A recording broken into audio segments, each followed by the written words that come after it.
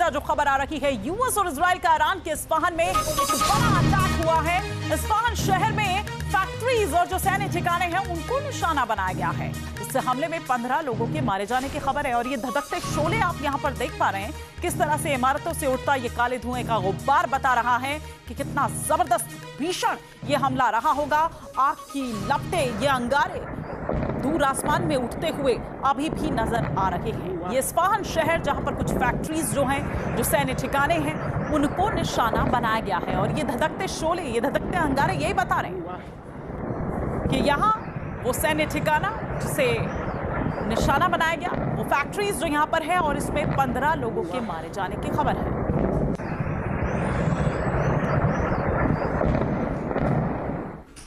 इधर इजराइल के दक्षिणी हिस्से में मिसाइल और ड्रोन अटैक हुआ है। पिछले 1 घंटे में कई ईरानी मिसाइलों को इंटरसेप्ट करने का दावा किया गया है। इजरायली वेबसाइट वाईनेट न्यूज का एक बड़ा दावा है, ईरानी मिसाइलों को हवा में ही नष्ट कर दिया गया है। मिसाइल हमले में किसी के हताहत होने की खबर नहीं है, ये एक राहत की बात है। लेकिन ये जानकारी इजरायली वेबसाइट द्वारा कि ईरानी मिसाइल जो हैं उनको हवा में ही नष्ट कर दिया गया है। दक्षिणी हिस्सा इजराइल का, जहां पर लगातार पिछले 1 घंटे से ड्रोन अटैक, मिसाइल अटैक किए जा रहे हैं, ये वाईनेट न्यूज का दावा है।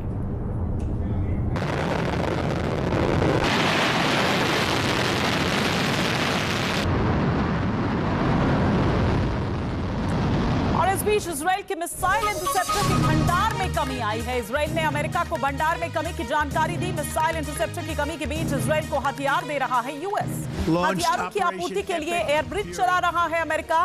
पिछले कुछ दिनों में इजराइल में गोला बारूद के कई नए शिपमेंट पहुंचे हैं। ये जानकारी हथियारों की आपूर्ति के लिए किस तरह से जो एयर ब्रिज है वो चला रहा है अमेरिका। अमेरिका द्वारा ये कहा भी गया था कि इमरजेंसी है और ऐसे अभी जो हालात बने हुए सर्कमस्टांसेस हैं उस पर इजराइल को ये हथियार, ये खेप पहुंचानी जरूरी है। इस बीच इंटरसेप्टर मिसाइल्स की कमी के बीच इजराइल का एक बड़ा कदम, नेतन्याहू सरकार ने $826 मिलियन का बजट मंजूर किया है। नेतन्याहू सरकार ने इमरजेंसी बजट मंजूर किया है। ये बड़ा अपडेट जो इस वक्त आ रहा है, इंटरसेप्टर मिसाइल्स की क्योंकि कमी हो रही है और इसीलिए इस बीच ही ये बजट पास किया जाता है। $826 मिलियन का बजट मंजूर करते हैं नेतन्याहू। इजराइल और अमेरिका के घातक हमलों के बावजूद ईरान काबू में नहीं आ रहा है। हॉर्मुज़ स्ट्रेट में भी ईरान ने ट्रंप की टेंशन बढ़ाई हुई है, लिहाजा ट्रंप ने अब फाइनल प्रहार की तैयारी कर ली है। ट्रंप ने खतरनाक 7वें बेड़े के घातक युद्धपोत को मिडिल ईस्ट में रवाना कर दिया है, जिसमें 2500 घातक मरीन कमांडोज भी हैं। सवाल है कि क्या अमेरिका के समुद्री सिकंदर इस बार ईरान का सरेंडर करा पाएंगे या नहीं।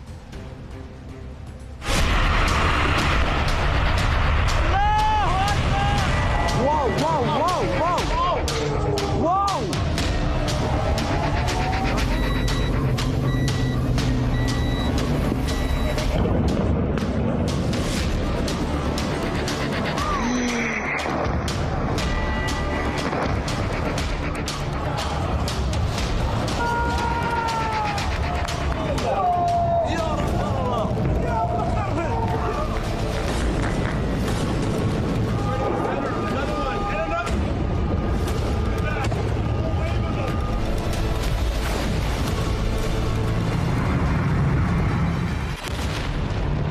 ईरान पर हमला कर उसका गुरूर तोड़ने का सपना देखने वाले ट्रंप जंग में बुरी तरह फंस गए हैं।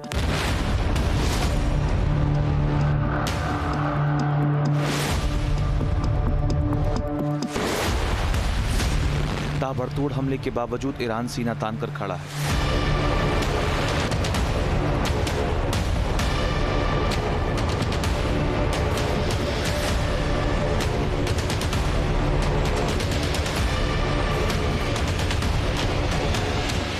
मिसाइल और ड्रोन की बौछार कर मिडिल ईस्ट को दहला रहा है, ट्रंप को सीधी धमकी दे रहा है।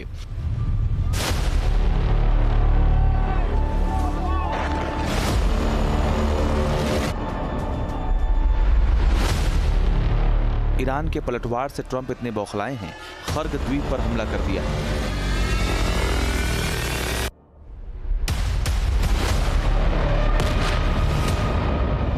जिस मकसद से ट्रंप ने ईरान पर हमला किया था उस लक्ष्य को हासिल करने का रास्ता दूर दूर तक नजर नहीं आ रहा है। लिहाजा अब ट्रंप ने खौफनाक कदम उठाया है।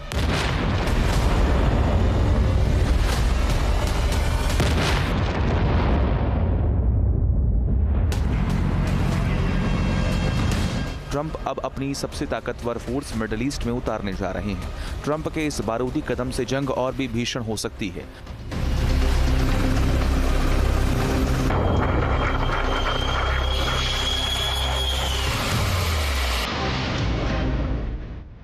दरअसल अमेरिका ने जापान से 31वीं मरीन एक्सपेडिशनरी यूनिट को रवाना कर दिया है। इसमें घातक युद्धपोत और हजारों मरीन कमांडो शामिल हैं।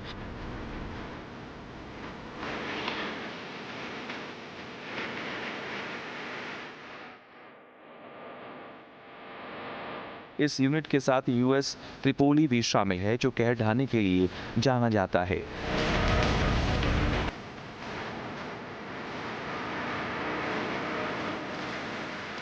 अमेरिका का ये बाहुबली एम्फीबियस असॉल्ट शिप है। यूएसएस त्रिपोली अमेरिका के 7वें बेड़े का अहम हिस्सा है।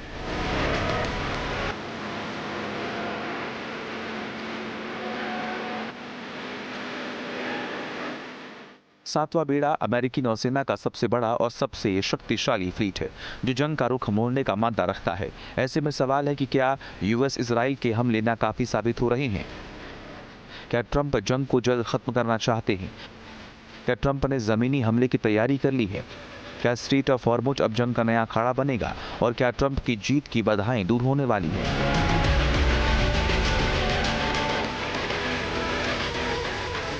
सातवें बेड़े के कई अन्य अमेरिकी कैरियर स्ट्राइक ग्रुप जैसे यूएसएस अब्राहम लिंकन पहले से मिडल ईस्ट में है, और अब यूएसएस त्रिपोली की मौजूदगी ईरान के लिए बड़ी मुसीबत खड़ी कर सकती है।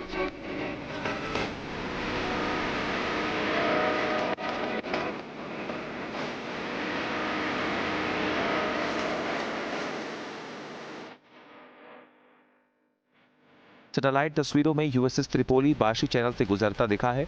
अब हम आपको बताते हैं कि यूएसएस त्रिपोली कैसे जंग का रुख मोड़ने का मादा रखता है।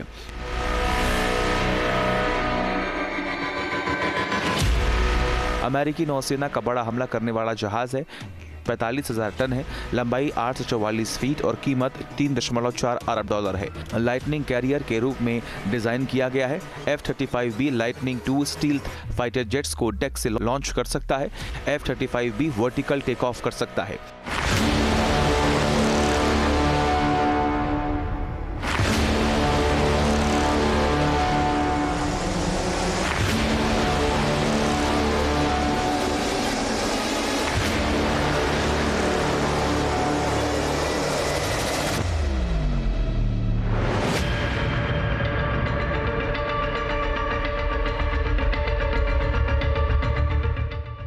यूएसएस त्रिपोली के साथ एक guided missile cruiser USS robot smalls और एक डिस्ट्रॉयर यूएसएस राफेल पेरालता भी शामिल है।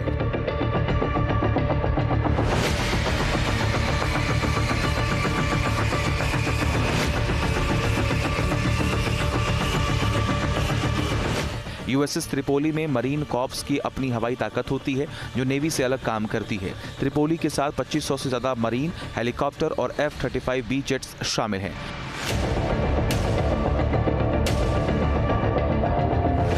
यूएसएस त्रिपोली की तैनाती ईरान के साथ बढ़ते तनाव और स्टेट ऑफ हॉर्मुज में हमलों के कारण हुई है।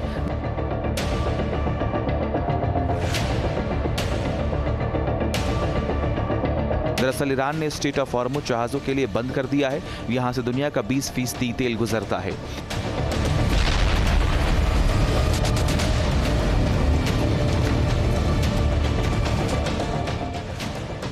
ईरान ने स्टेट ऑफ हॉर्मुज बंद कर ट्रंप की दुखती रग पर हाथ रख दिया है। ईरान के इस कदम से तेल की कीमतें आसमान छू रही हैं और ट्रंप पर दबाव बढ़ रहा है। लिहाजा ट्रंप अब स्टेट ऑफ हॉर्मुज में ही भीषण जंग की तैयारी में जुटे हुए हैं।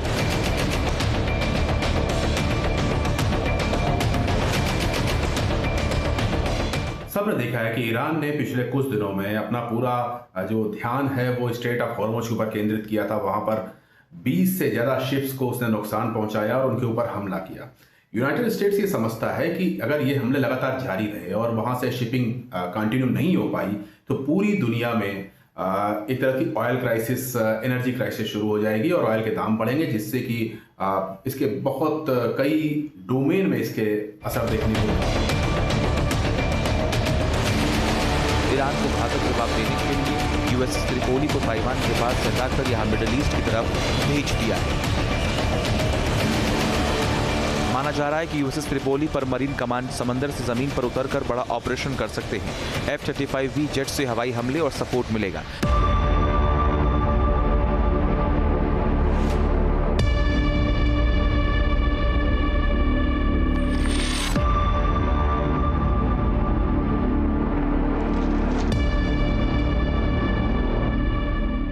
इस बेड़े में शामिल 2500 मरीन कमांडो जमीनी लड़ाई और तेज हमले के लिए जाने जाते हैं। अमेरिका की मरीन फोर्स की ऐसी ताकत है जो जमीन, जल और हवा तीनों में लड़ाई लड़ने में सक्षम होती है। इसकी स्थापना 1975 में हुई थी। इसका मुख्य मकसद नेवी के साथ मिलकर तटीय इलाकों पर हमला करना और कब्जा जमाना होता है।